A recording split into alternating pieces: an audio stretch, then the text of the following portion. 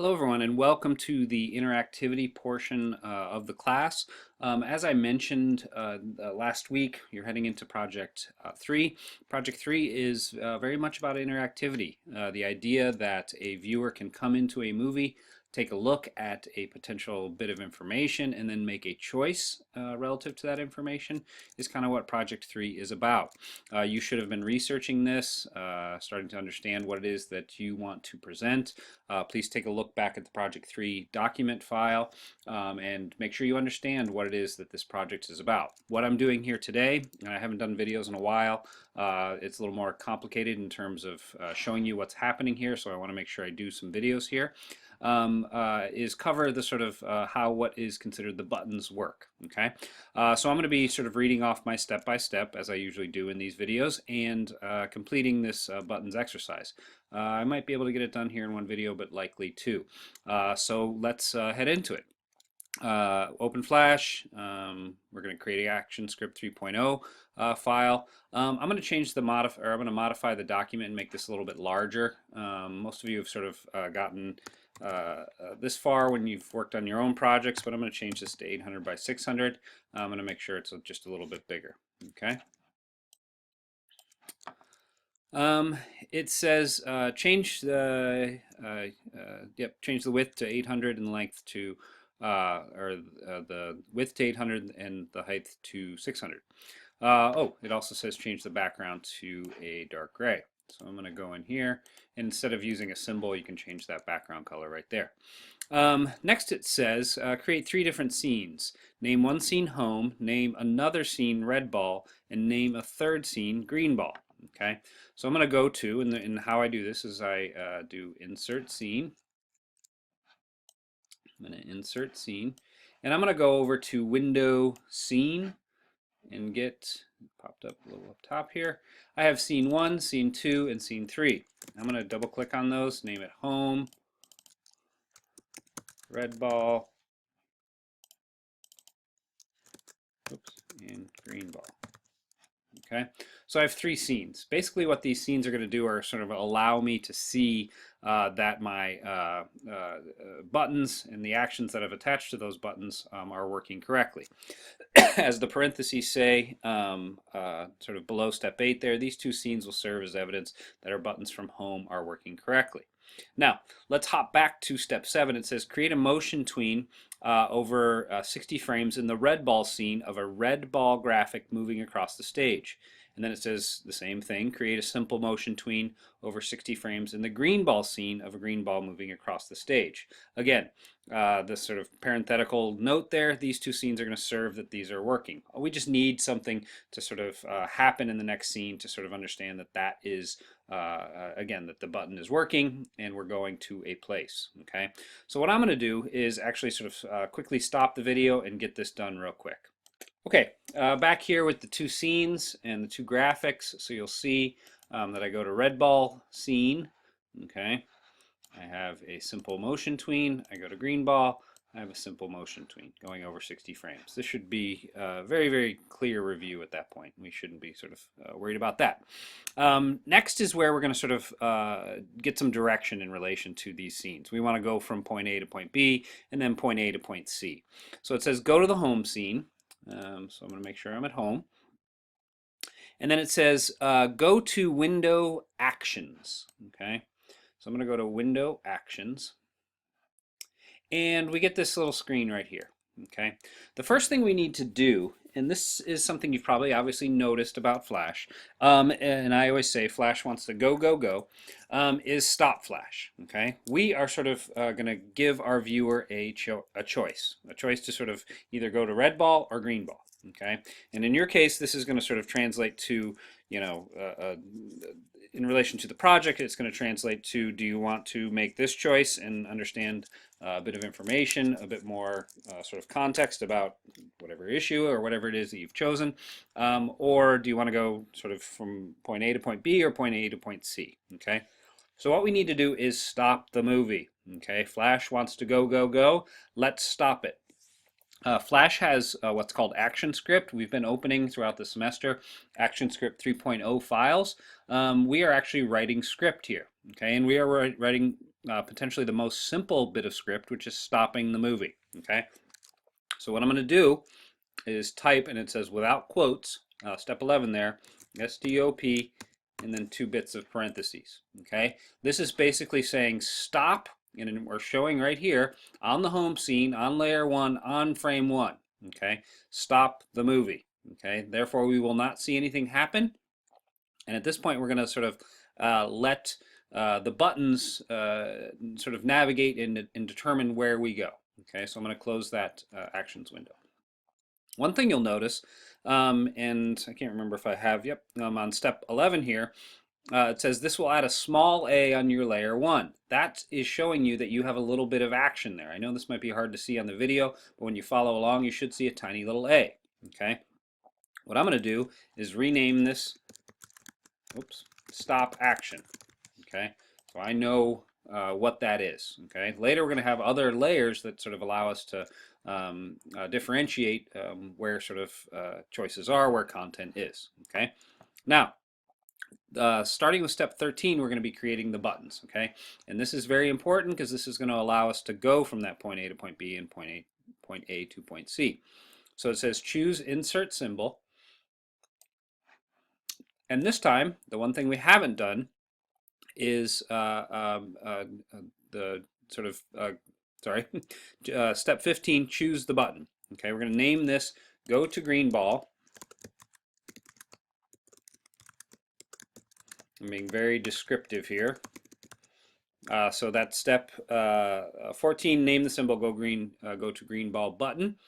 And this should be this should help it set apart from the green ball graphic. And then we need to make this a drop down button menu. Apologies, I sort of was doing one step in front of the other there. Okay, so we're going to click OK. And as it happens with any other sort of inserting a symbol, we've sort of gone into the library. You'll see over here on the right hand side, there are my green ball and red ball, just regular graphic symbols, and you'll notice this new type of symbol. It has a little hand over it and a button. It's called go to green button. Okay. Next thing we need to sort of take a look at is how buttons are different. Up at the top, you'll notice we have up, over, down, and hit. This is different from the sort of timeline that's inside of graphic, or more specifically what we've dealt with, which is sort of a timeline inside a movie clip.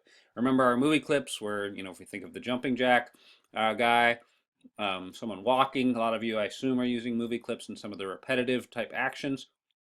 This is different, okay? If you've done any web development, some of this might sort of seem somewhat familiar in terms of a hit state or how a link or a hyperlink acts in HTML. If you haven't done that, just sort of understand these basics. Up has to do with what the button looks like when it's sort of simply nothing's over it, it's just there. Over is when we are hovering over it. Down is when we are pressing down, generally with a mouse click. And hit has to do with the sort of defined area that makes all these other ones happen. Okay, how close do you need to be to the button in order for it to work? Okay, we're going to deal mainly with these first three. Okay, so take a look at our step by step. Step 16, it says choose the text tool and draw a text box. Okay. So I'm going to type, whoop, that's a little big. Well, let's just type it. Go to, okay. We have a huge bit of text here. What I'm going to do is highlight this and change the font size a bit. Whoop, a little too small. Let's go, say 48. Okay. I'm also going to change that to green. Okay. So I have a bit of text that just says go to green ball. Okay. Next step we're going to do is sort of deal with the keyframes or the sort of over, down, and hit states. Okay, so it says insert keyframes in each of the over, down, and hit states in the timeline. Okay, so what we're going to do is right click, insert keyframe, and what this is doing is it's basically copying over the sort of state of this or what we have. Sorry, I'm going to zoom in here. what we have as the button. Okay. Now, in order for a button to sort of act like a button, often, and this sort of happens when we're dealing with hyperlinks, and again back to searching a web page, the button acts a little different when we hover over it. Okay, so what I'm going to do is I'm going to click on that overstate, and this is step 19. Highlight the text on the overstate keyframe and change it to a light green color. Okay, so what I'm going to do is I'm going to highlight that and just change the color. Okay. So what this will do is when we're over it, it sort of lights up. Okay, a simple change to that button in order for us to sort of understand that that is a button. It's sort of a user thing in the sense that when someone hovers over something, they understand that if they click on that, something will happen. Okay. Step 20, it says repeat the steps 13 through 19, but this time it should be the go to red ball button. Okay, so we're inserting a new button altogether. I'm going to stop the video briefly and sort of finish that, and then we'll sort of head into working with these actual buttons. Okay, I'm back, and as you can see, I have duplicated the button. I have go to green ball, I have go to red ball. I actually copied and pasted my green ball button, so I'm simply just going to change, as you can see I changed the color, but I didn't change that green ball, so I'm going to go back and change that. I'm going to go to the overstate here, and just like I did with the green ball, I'm going to highlight that and give it a slightly different color. Okay, so in this case we're going to go from there, change that a little bit more, there to there. Okay, so I have go to green ball and I have go to red ball. Okay, both of these are different buttons, and we're going to deal with them separately. You obviously can sort of see where we're going with this and what each button is going to do. Okay, so it says, and I'm on step 21 here, on the home scene, insert two layers. Name one red ball button and name the other green ball button. Okay, so I'm going to flop over to the home scene. Okay, I actually have that there. I'm going to insert a new layer, and this one's going to be called red ball button. And again, being very sort of clear about where stuff is. Green ball button, so that I can keep organized. Some of this stuff is going to exist in, for lack of a better way to describe it, a smaller amount of space. Okay, the actions sort of exist within these little, within these keyframes, so you don't see them sort of play out over a longer period of time. So we want to be very, very organized about these.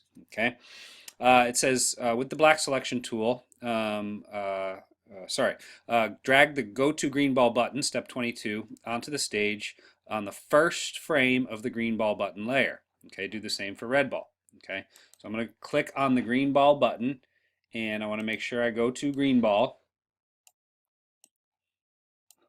and I'm going to position this on the stage. Okay, so that's there.